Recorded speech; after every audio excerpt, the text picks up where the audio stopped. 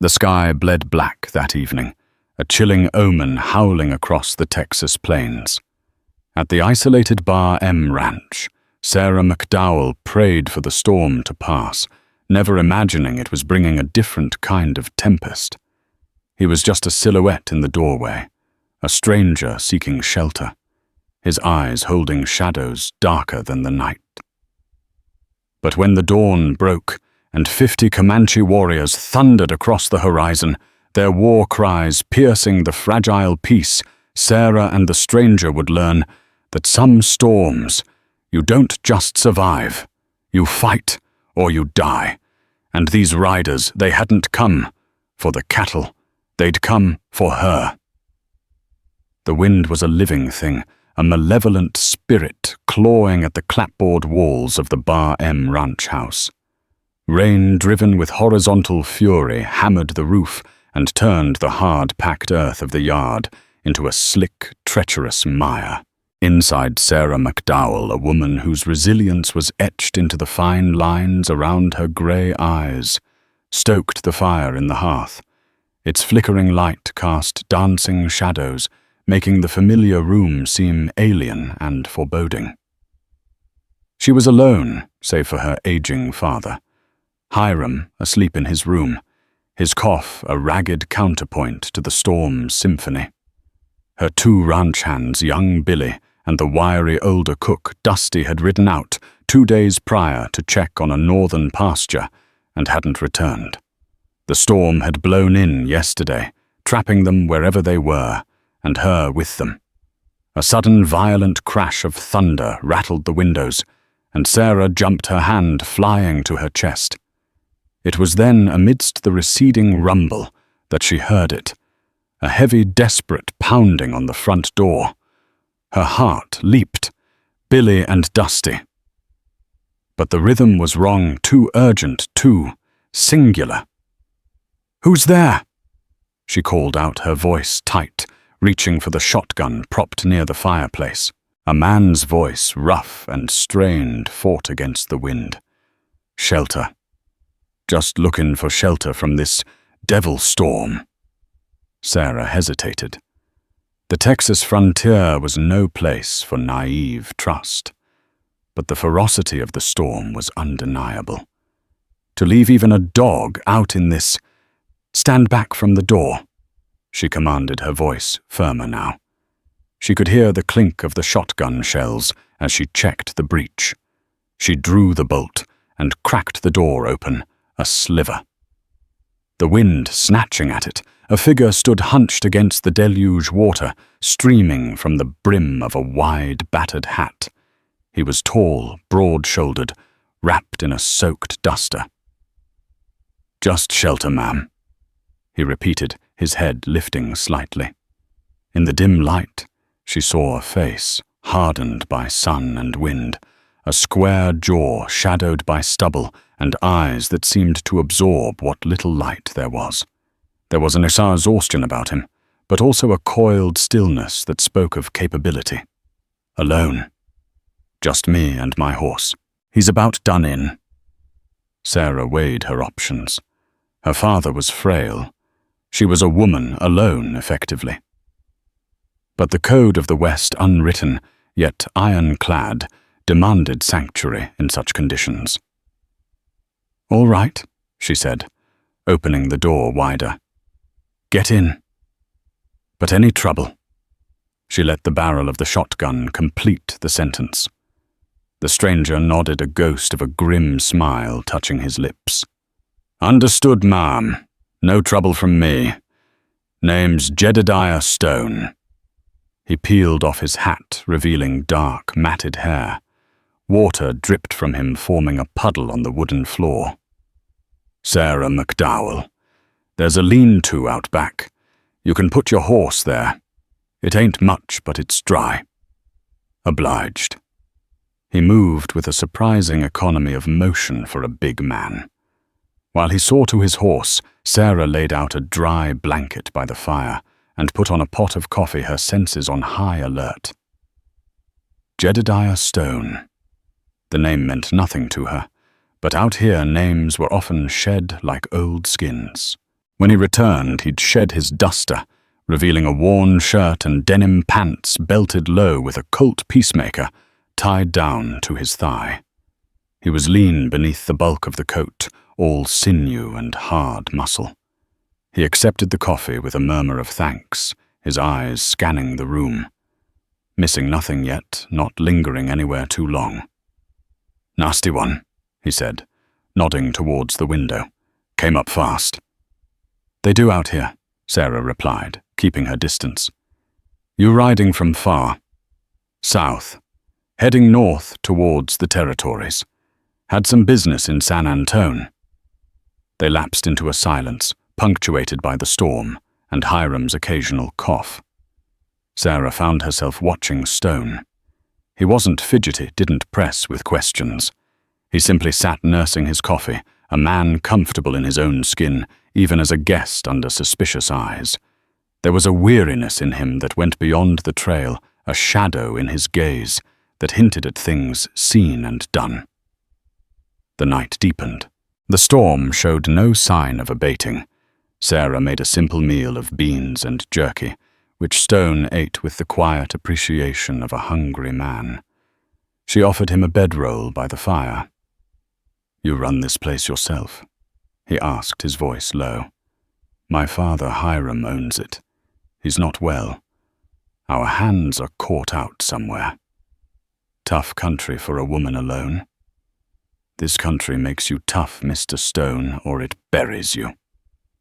He nodded slowly, his eyes meeting hers. "Reckon it does that." Sleep was elusive for Sarah. Every creak of the house, every howl of the wind made her jump. The presence of the stranger, a powerful, unknown quantity, filled the small cabin. Yet, oddly, his quiet presence by the fire was also a strange comfort against the raging elements. He was a shield of sorts against the wildness outside. She didn't yet realize the wildness he'd unwittingly brought with him. The first hint of dawn was a grey, watery light seeping through the cracks in the shutters. The storm had broken, leaving behind a battered, sodden world. The wind had died to a mournful sigh, and the rain had softened to a drizzle. Jedediah Stone was already awake, standing by the window, peering out. Sarah rose, stretching her stiff limbs. "Looks like it's moved on," she said. Stone didn't reply immediately. He remained still, his posture suddenly alert, like a wolf scenting danger. "What is it?" Sarah asked, a knot of apprehension tightening in her stomach. "Company," he said, his voice flat. "Riders. A lot of them." Sarah rushed to his side, peering through the murky light. At first she saw nothing but the ravaged landscape. Then, topping a small rise to the east, a line of horsemen appeared. They weren't cowboys. Their silhouettes were unmistakable. Feathers in their hair, the glint of lances the fluid practiced, way they sat their ponies. Comanche. Her blood ran cold. "Oh, God," she whispered. There weren't just a few. More and more crested the rise, fanning out their movements, disciplined, purposeful. 10, 20, 30. Sarah lost count, her mind reeling. It looked like a war party. "How many?" She breathed, her hand instinctively going to the shotgun. Stone's voice was grim. 50. Maybe more. He turned from the window, his eyes no longer shadowed by exhaustion, but sharp and assessing met hers. The weariness was gone, replaced by a dangerous focus. "Ma'am, you got any idea why 50 Comanche warriors would be paying you a visit?" Sarah stared at him, her face pale. "No. None. We've had no trouble. We trade fairly, keep to ourselves." The riders were closer now, forming a loose, ominous semicircle around the ranch house, just out of rifle range. They sat their horses, watching, waiting. The silence was more terrifying than the storm had been. The single war cry sliced through the damp morning air, a primal sound that vibrated in Sarah's bones. It was answered by another. Then another, a chorus of chilling ululations that seemed to mock the fragile peace the dawn had promised. Hiram stumbled out of his room, his face ashen, leaning heavily on his cane. Sarah. What in tarnation?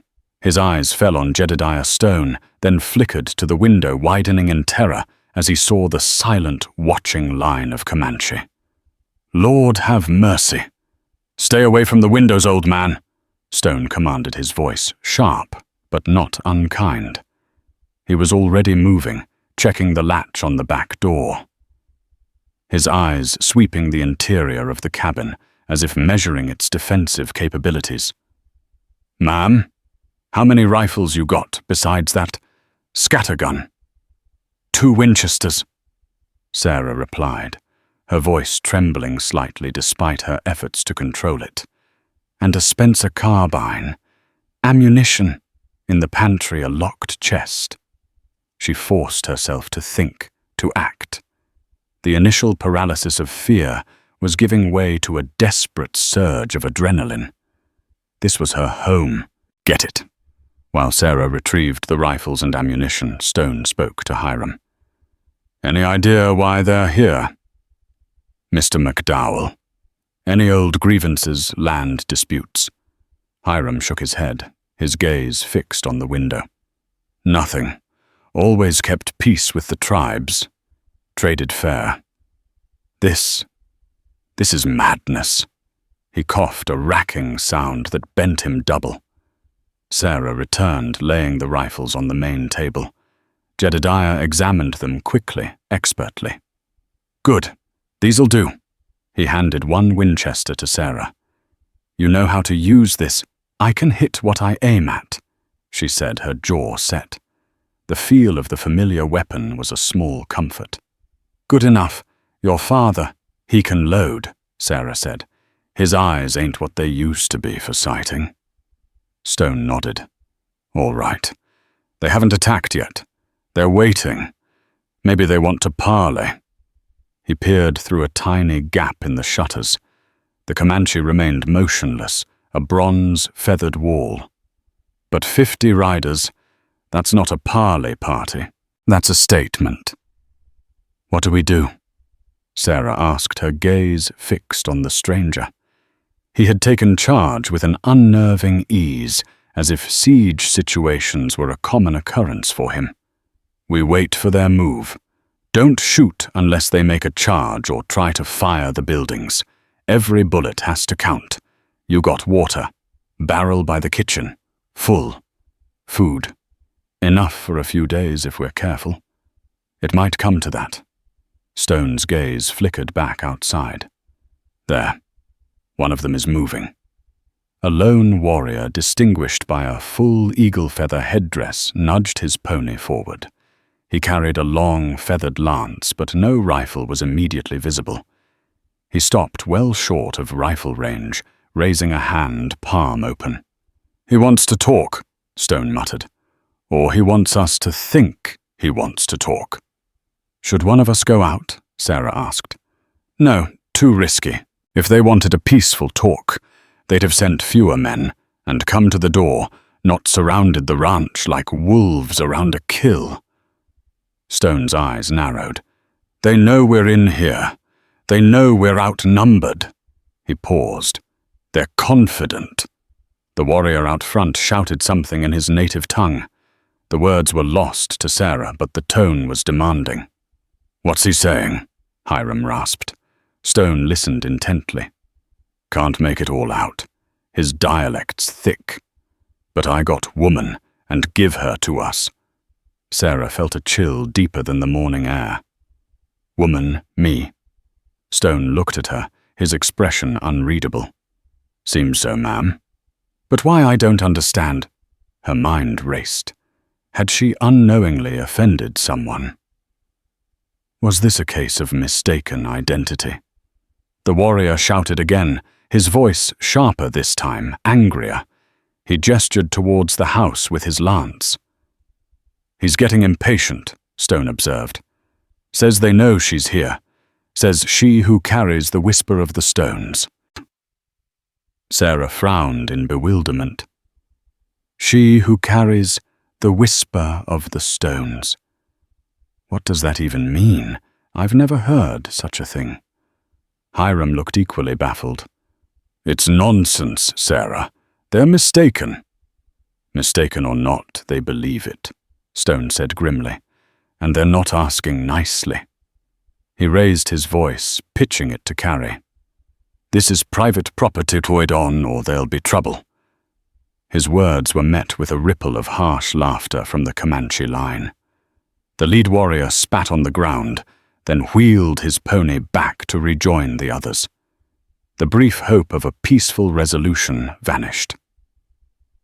So much for talking, Stone said, turning from the window. They're not here for cattle or supplies, or even for a fight over land not directly. They're here for you, ma'am. But why?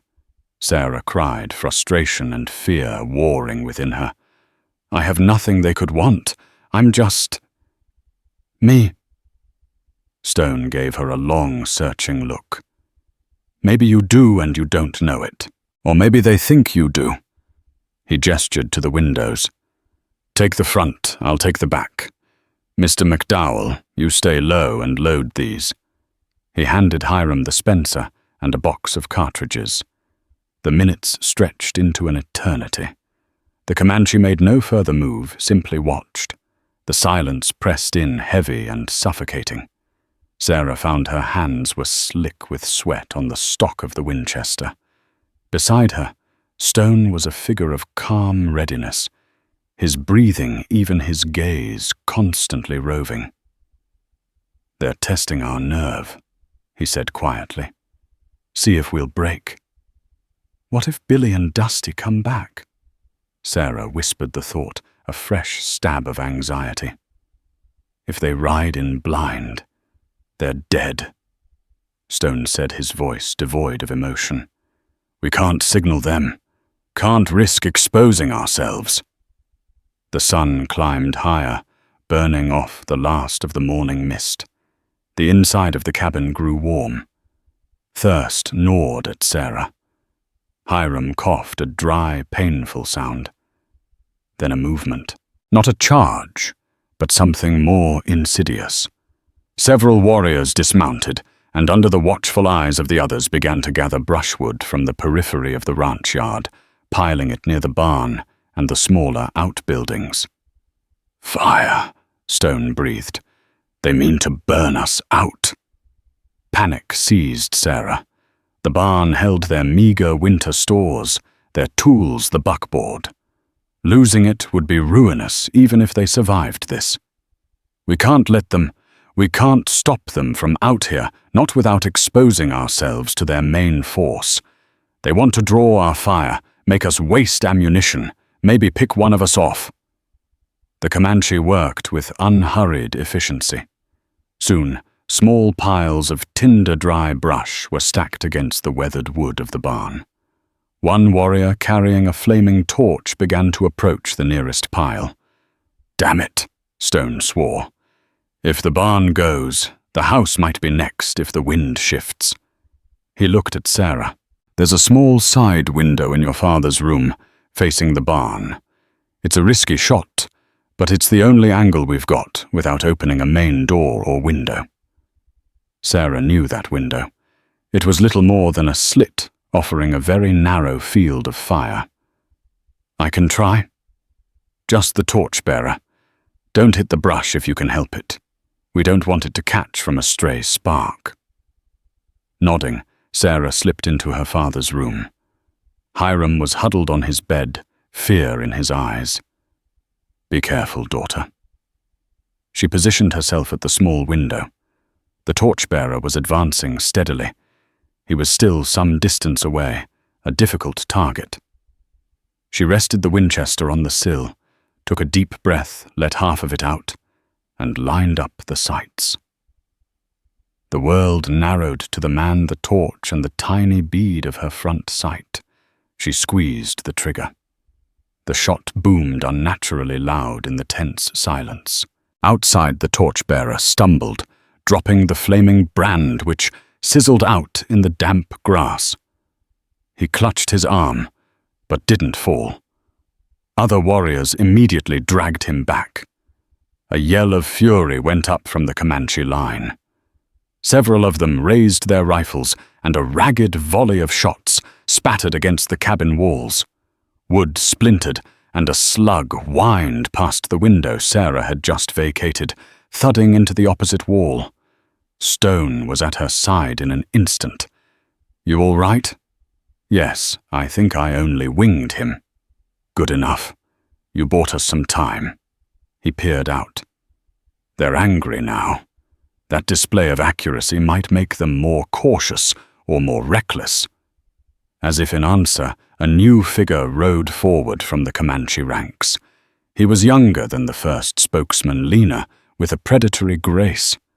His face was painted in stark black and red, and he carried a gleaming, steel-headed tomahawk. He rode closer than the first well within rifle range, a deliberate act of defiance. He began to speak, his voice clear and carrying, filled with a cold rage. He pointed at the house, then at Sarah, who he somehow knew was there, or at least he gestured to where she had fired from. Stone listened, his face grim. "What's he saying now?" Sarah asked, her heart pounding. Jedediah Stone turned to her, his eyes dark. "He says the woman is marked. He says their shaman old Kills the Night had a vision. You carry something that was stolen from their people generations ago, from the sacred grounds near the Palo Duro Canyon. A medicine object of great power." Sarah stared at him, utterly bewildered. "Palo Duro Canyon. I've never been there." "A medicine object. I own nothing of the sort." Stone's gaze was intense. "He says Kills the Night has foreseen that this object in your hands will bring ruin to his people. But if returned, it can restore their fading strength. He calls it the heart of the ancestors." He paused, "and he says they will not leave without it, or you, dead or alive." The circle was closing not just physically, but in a way Sarah couldn't comprehend. She was no thief. She possessed no mystical artifact. Yet 50 warriors were willing to die and to kill based on a shaman's dream, and a name she didn't recognize, she who carries the whisper of the stones. The warriors had settled in for a siege. They made no further aggressive moves after the attempt to fire the barn, but their presence was a constant, unnerving pressure. Small groups would ride patrol, ensuring no escape, while others rested their ponies grazing nearby. They were disciplined, patient. "They can wait us out," Sarah said, voicing the fear that had been gnawing at her. "We have limited water, limited food." "They know that," Stone replied, his gaze fixed on a warrior meticulously refeathering an arrow. "But they're exposed too. They can't stay out there indefinitely. They have to find water themselves. This isn't their home ground." "But why me?" Sarah whispered the question, a constant refrain in her mind. Heart of the ancestors, whisper of the stones. It's insane. She racked her brain. Her mother had passed when Sarah was young. Her father had never spoken of any such artifact. Their belongings were few, simple. A cherished family Bible, a few pieces of her mother's jewelry, a silver locket, a plain gold band. Nothing that could be construed as a powerful Comanche medicine object. "Sometimes," Stone said, his voice thoughtful, "legends take on a life of their own. A story passed down, a dream interpreted. It becomes truth to those who need to believe it." He looked at her. "You wear any unusual jewelry? Anything passed down that you don't know the full history of?" Sarah touched her throat reflexively. She wore a simple leather thong, usually hidden beneath her collar. From it hung a small, smooth grey stone no bigger than her thumb, with a naturally formed hole through which the thong was looped. It had been her mother's. Her mother had said it was just a worry stone found in a riverbed long ago. It was cool to the touch, unremarkable. She hesitated, then pulled it out. This was my mother's. She always wore it. Said it was just a lucky stone. Stone looked at it, but didn't reach for it. It was a plain, water-smoothed rock. Nothing about it screamed powerful medicine object. Where did your mother get it? I don't know. She never said. She was from further east, came west with my father after they married. Sarah frowned. She wasn't from Texas originally. Comanche territory once stretched far and wide, Stone mused. Palo Duro Canyon. That was a sacred place for them, a winter sanctuary. The army hit them hard there in '74, scattered them. Many relics and sacred items were lost or looted during those wars. A chilling thought struck Sarah. What if this innocuous stone was something more? What if her mother had come by it innocently or otherwise, and its story had been lost only to resurface now as a desperate prophecy in the mind of a Comanche shaman? The afternoon wore on. Thirst became a constant companion. They ate sparingly, a little jerky, a cold biscuit. Every sound from outside, a horse whinnying a shouted order in the Comanche tongue, sent fresh jolts of anxiety through them. We can't just sit here, Sarah said, her voice raspy. Night will come. They could try to rush us in the dark. They could, Stone agreed, or use the dark to get closer with fire again. We need a plan. He was silent for a moment, then said, The well. How far is it from the back door? 20 yards, maybe. It's got a low stone wall around it. Is there any cover between here and there? Not much. A water trough, an old cart with a broken wheel. Stone nodded. When it's full dark, I could try for it. Bring back a couple of buckets. We need the water, and it'll show them we're not completely helpless. It's too dangerous, Sarah protested. They'll see you. They'll be watching. Maybe. Maybe not. They might get careless in the dark. It's a risk, but so is dying of thirst in here. His gaze was steady. Unless you have a better idea. Sarah didn't. Her mind felt clouded by fear and dehydration. As dusk began to settle, casting long, eerie shadows, a new sound reached them. A faint rhythmic drumming. It started low, almost subliminal, then grew in intensity. It was accompanied by a mournful chanting song. What are they doing? Sarah breathed. Psychological, Stone said, his lips a thin line. Trying to unnerve us, keep us awake on edge. It's an old tactic. The drumming and chanting continued, a relentless throb that seemed to seep into the very walls of the cabin. Sleep would be impossible. Later, under the faint light of a sliver moon, Stone prepared to make his move. He stripped off his boots, moving silently in his stockinged feet. He carried 2 empty buckets and his colt. If I don't make it back, he began. You will, Sarah interrupted, her voice fierce. You have to. He gave a curt nod.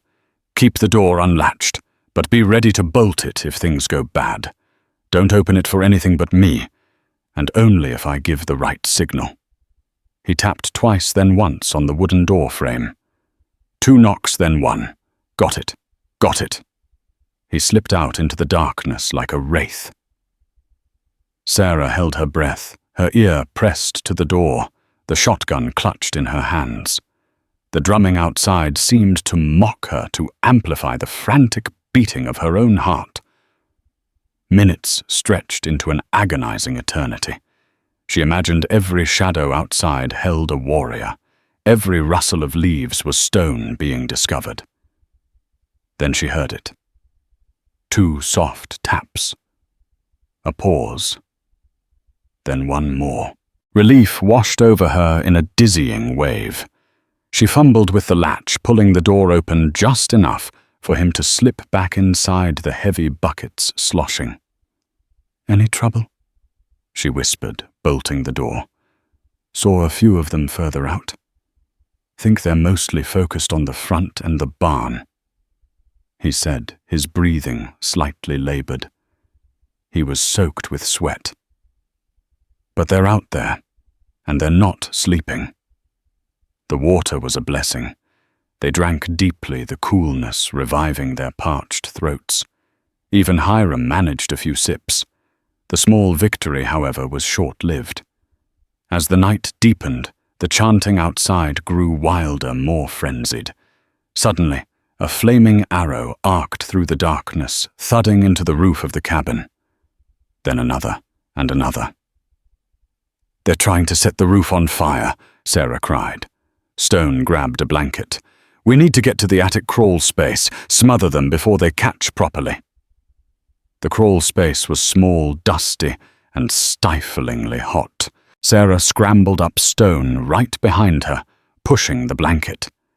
They could hear the arrows thudding into the shingles above them.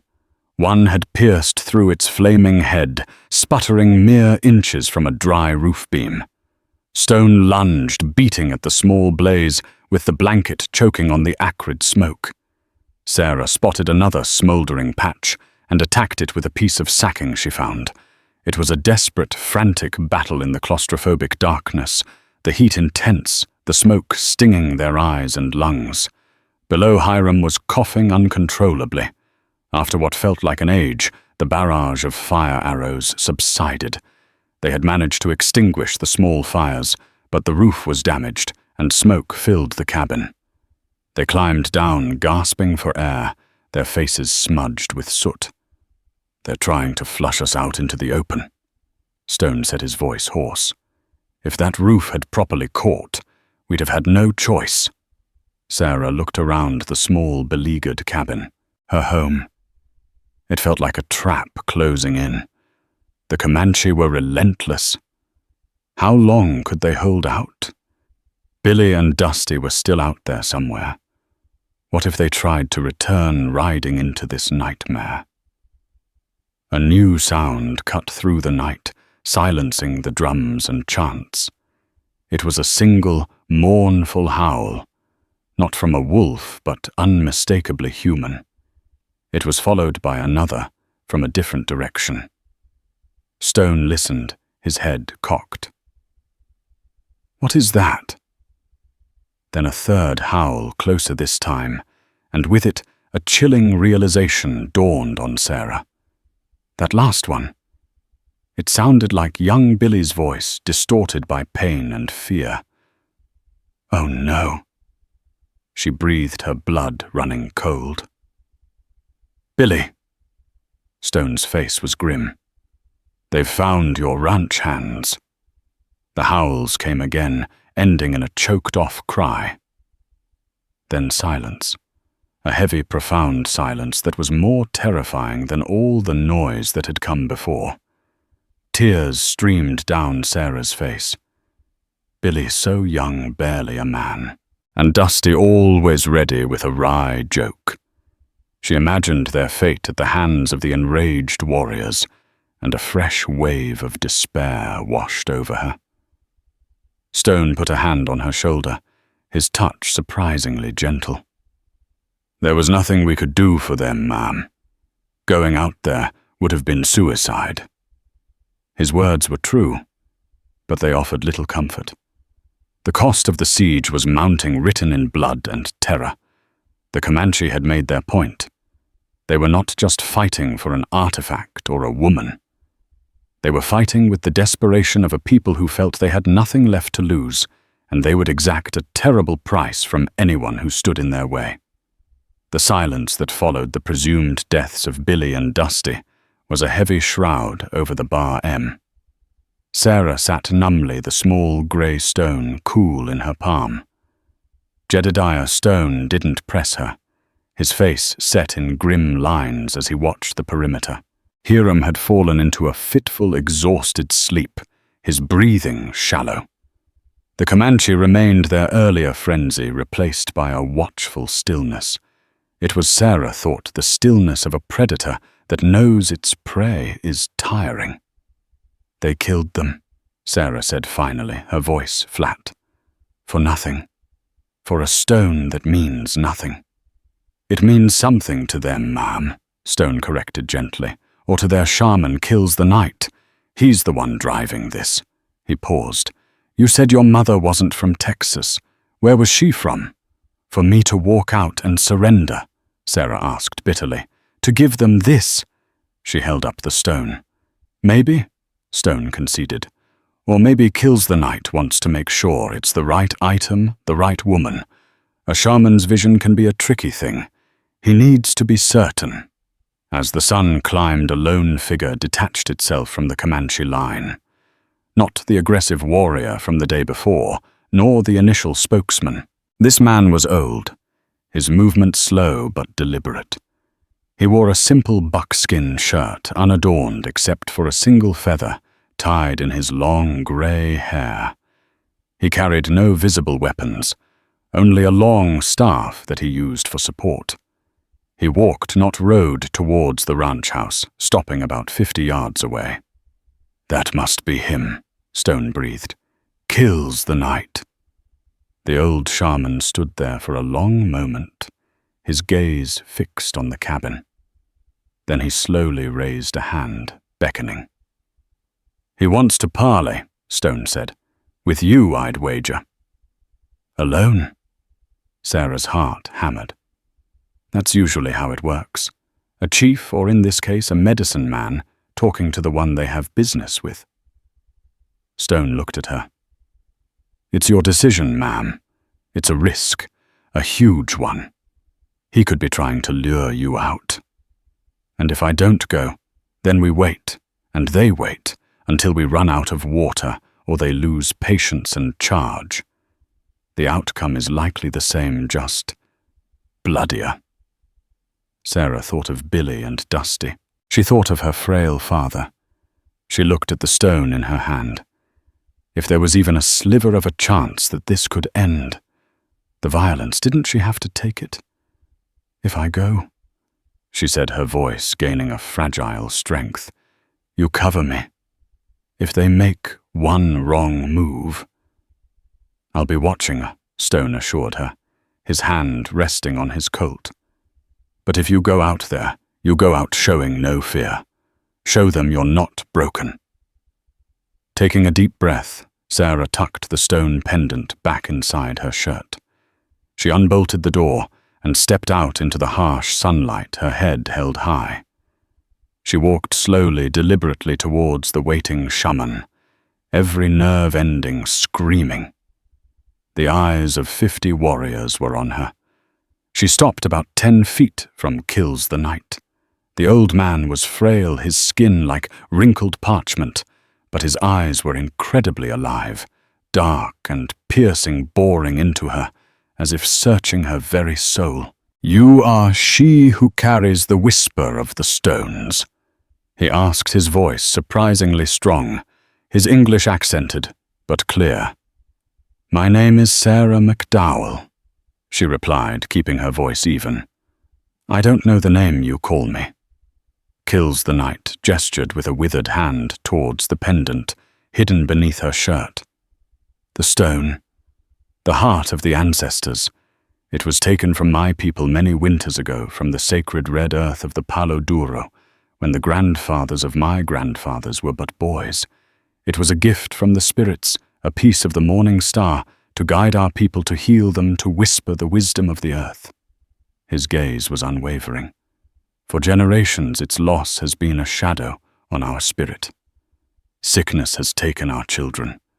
The buffalo vanish. Our warriors die in foolish battles. The whispers have faded from our lives. My visions have shown me that the stone has reappeared. With you. This stone." Sarah slowly pulled out the pendant. The simple grey pebble looked utterly mundane in the bright sunlight. This was my mother's. She told me it was just a river stone. Kills the Knight's eyes fixed on it, a strange light entering them. Not of greed, but of profound, sorrowful recognition. The river of time has polished it, but its spirit endures. It was said to have been lost in a raid by another tribe, then traded, then vanished among the whites. Its journey has been long. Why did your warriors attack my home, kill my men? Sarah's voice trembled with accusation. A flicker of something, regret, crossed the shaman's face. The young warriors are full of fu and grief. They see only the recovery of what was stolen. They do not always choose the path of wisdom. But the vision was clear. The stone is here, and its return is vital to our survival. And what if I give it to you? Sarah asked. Will you leave? Will you guarantee our safety? Kills the Knight was silent for a moment. The stone is paramount. If it is the true heart, and you return it freely, there will be no more bloodshed here. My warriors will depart. And if it's not, Sarah pressed, if this is just an ordinary stone and your vision is wrong, the shaman's eyes held hers, then the spirits have deceived me, and we are all lost. He seemed to shrink a little. But I do not believe they have. He extended a trembling hand. Let me hold it. Let me feel its whisper. Sarah hesitated. This was the moment. But a new thought, a desperate gamble formed in her mind. What if I proposed something else? Kills the Knight tilted his head. Speak. My father is ill, Sarah said. He needs medicine, a doctor. If this stone is truly a healing stone, as you say, could it help him? The Comanche warriors watched their expressions unreadable as Sarah and Stone helped Hiram to a spot near the cabin wall, propping him up gently. Kills the Knight approached his staff, clicking on the hard-packed earth. He gestured for Sarah to give him the stone. With a trembling hand, Sarah unclasped the leather thong and placed the smooth grey pebble in the shaman's outstretched palm. Kills the Knight closed his fingers around it, his eyes shutting, his lips moving silently. He stood like that for a long moment, as if listening to something no one else could hear. The wind swirled around them, picking up dust, but the shaman seemed oblivious. Then he opened his eyes. They held a strange, distant light. He knelt beside Hiram, who looked at the Comanche medicine man with a mixture of fear and weary resignation. The sickness in him is deep. Kills the Knight, said his voice soft. It clings to his spirit like a shadow. He began to chant a low, guttural song that rose and fell with the rhythm of his breathing. He held the stone in one hand, and with the other he gently touched Hiram's chest, his forehead. His touch was surprisingly gentle for a man whose people were at that moment holding the ranch under siege. Sarah watched her breath caught in her throat. Jedediah stood a few feet away, his Winchester held loosely, but ready, his eyes scanning not just Kills the Knight, but the surrounding warriors. The 50 braves remained mounted, watching the scene unfold, their earlier aggression replaced by a palpable curiosity, and perhaps a touch of awe for their shaman's ritual. Time seemed to stretch. The sun beat down. The only sounds were Kills the Knight's chanting, Hiram's ragged breathing, and the occasional stamp of a pony's hoof. Sarah found herself praying to a god she wasn't sure still listened to the spirits the shaman invoked, to anything that might bring an end to this nightmare and ease her father's suffering. Gradually, almost imperceptibly, a change seemed to come over Hiram. The frantic edge to his breathing softened. A little color returned to his grey cheeks. His eyes, which had been dull with pain and fever, focused slightly, looking at the shaman with a dawning awareness.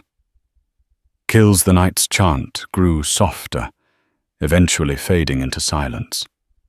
He remained kneeling by Hiram for another minute, the stone still clutched in his hand. Then he slowly rose to his feet. He looked at Sarah, his ancient face etched with a profound exhaustion, but also with a quiet triumph. The stone. It has whispered. It has pushed back the deepest shadow. It will not make him young again, nor undo the winters he has lived. But the fire of the immediate sickness, it has been cooled. He will rest now, and perhaps with care find some ease. Sarah rushed to her father's side. Hiram's breathing was indeed calmer, more regular than it had been in days. He looked at her, a faint, tired smile touching his lips. "Sarah, girl," he whispered, his voice weak but clearer. "Feel a bit better."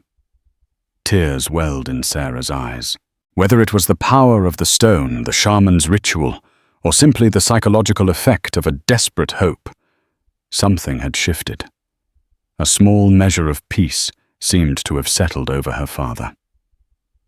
Kills the Night held out the stone to Sarah. "It is as I said, the heart of the ancestors. Its power is undeniable."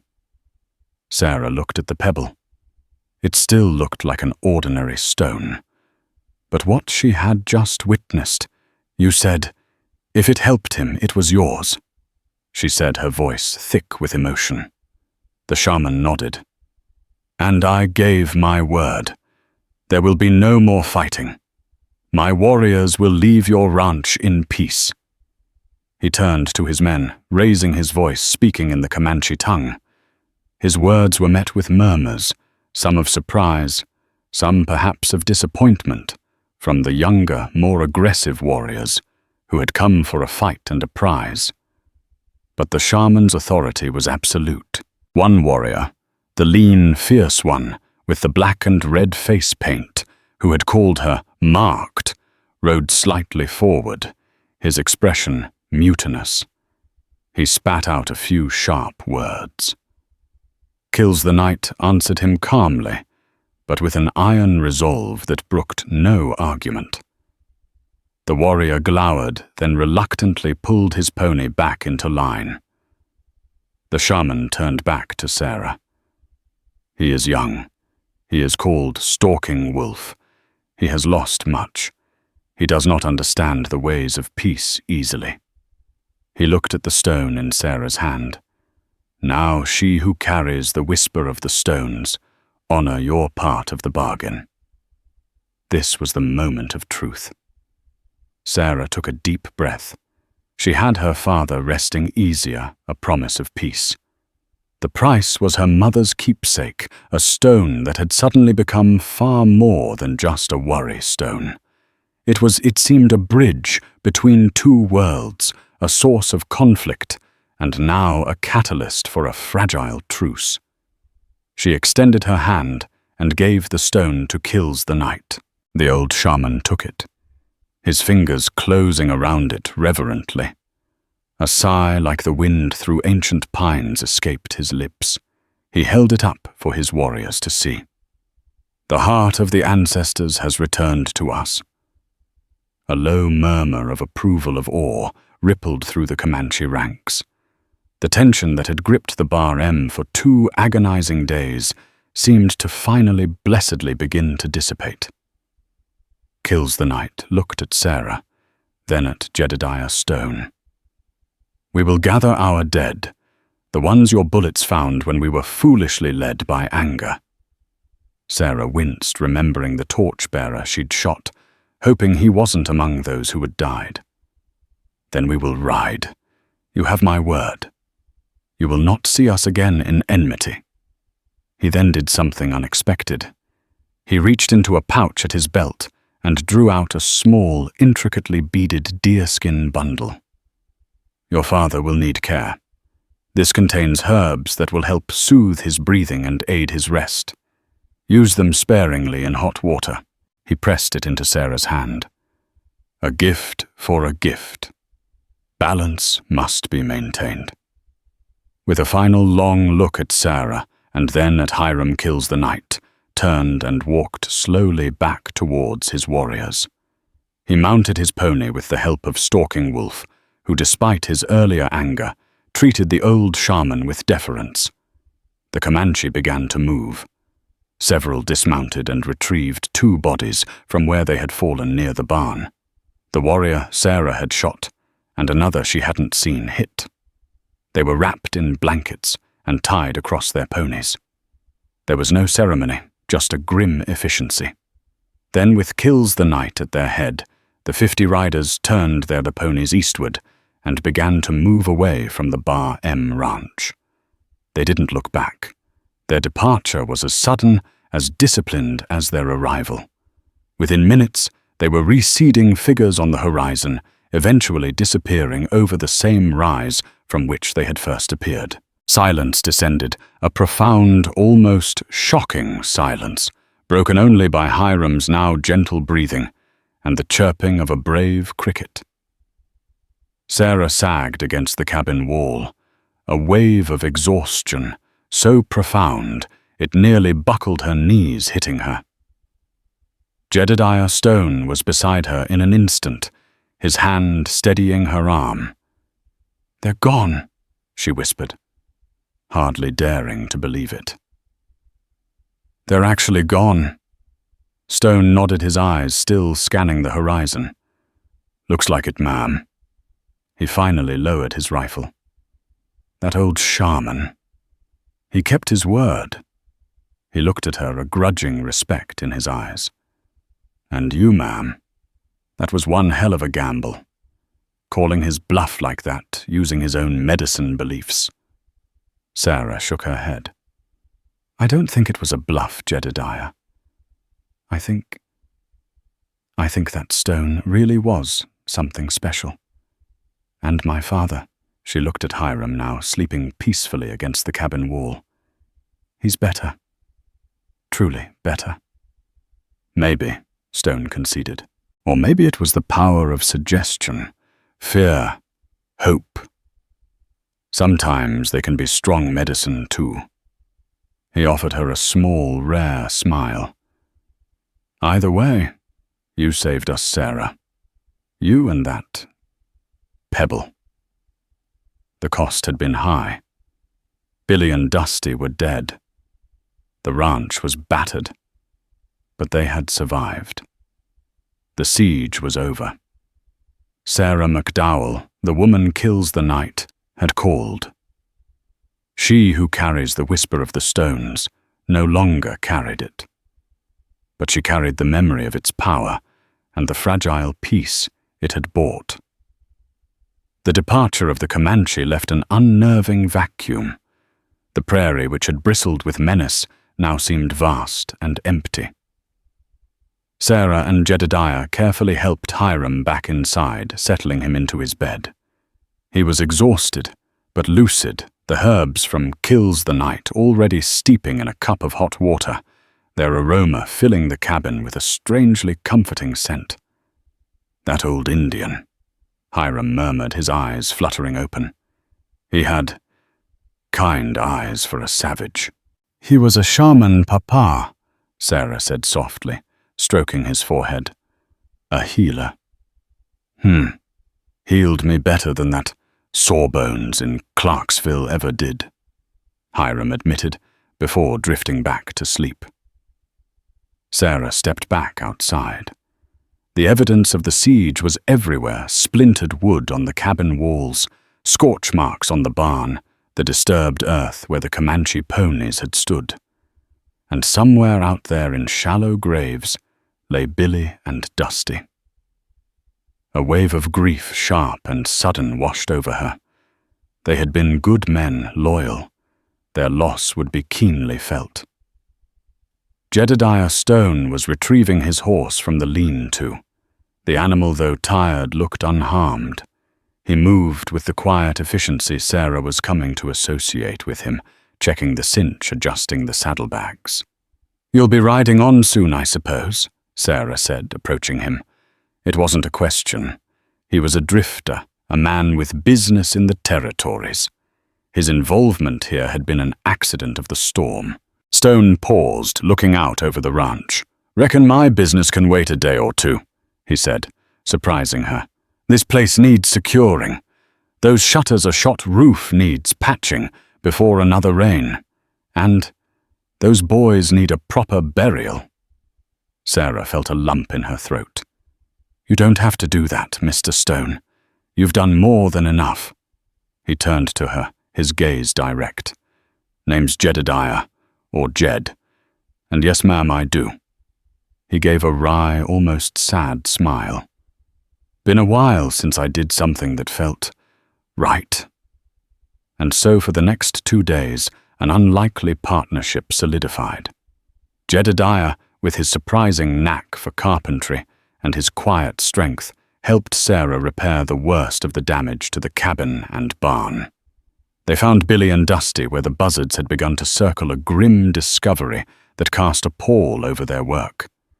Jed built 2 rough crosses, and Sarah said a prayer over their graves on a small knoll overlooking the ranch, the wind carrying her words away.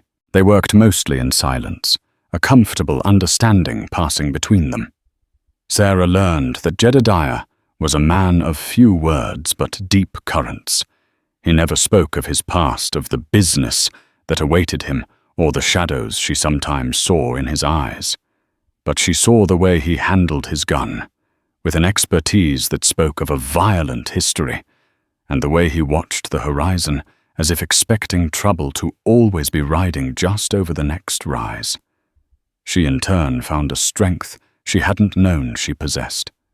She had faced down 50 warriors, negotiated with a shaman, and bartered for her father's life.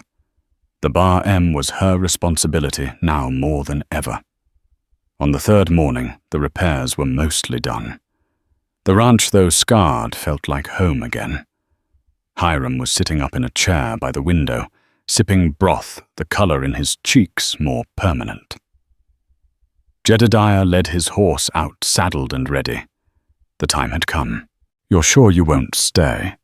Sarah asked, trying to keep her voice casual, though a strange pang of something resonated within her. Loss, perhaps, or the fading of a strange security his presence had offered. "Got to be moving on," he said, avoiding her gaze for a moment. He mounted, then looked down at her. "You'll be all right here. Your father seems better." "We'll manage," Sarah said, meeting his eyes. "Thanks to you, and kills the night." She still found it hard to reconcile the fear the Comanche had instilled with the shaman's final acts of healing and peace. Jedediah nodded. "That kills the night." He was a true believer. "And that stone." He shook his head slightly. "Some things in this world, ma'am, don't make easy sense." "No," Sarah agreed. "They don't." She hesitated. "Where will you go?" "North. Still got that business." He gathered his reins. "Take care of yourself, Sarah McDowell, and your father." "You too, Jedediah Stone."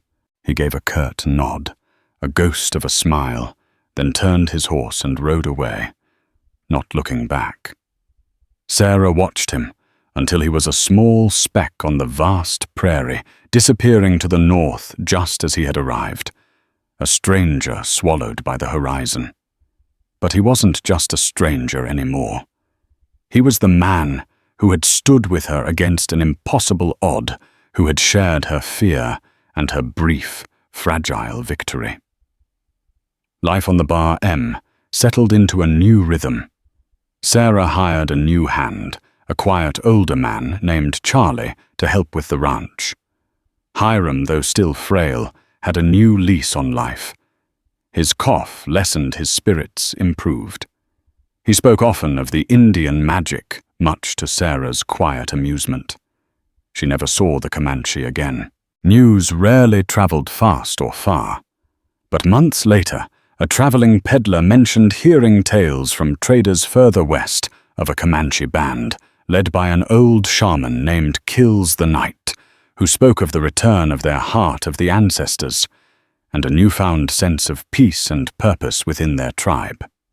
They were said to be seeking new, undisturbed hunting grounds near the foothills of the mountains, far from the settlements trying to rebuild. Sarah often touched the place on her neck, where the leather thong had rested. The stone was gone, but its legacy remained. It had brought terror and death, but also unexpected healing and a fragile understanding between two vastly different worlds. It had tested her to her limits and shown her what she was capable of. Sometimes, when the wind blew just right across the plains, carrying the scent of distant rain and the whisper of the tall grass, she would think of Jedediah Stone, wondering where his path had led him, and she would think of Kills the Night and the mysterious power of belief. She was Sarah McDowell of the Bar M Ranch. She was no longer she who carries the whisper of the stones, but she knew with a certainty that settled deep in her bones that she had heard its voice, however briefly, and it had changed her forever. The West was a wild, untamed place, full of storms and strangers.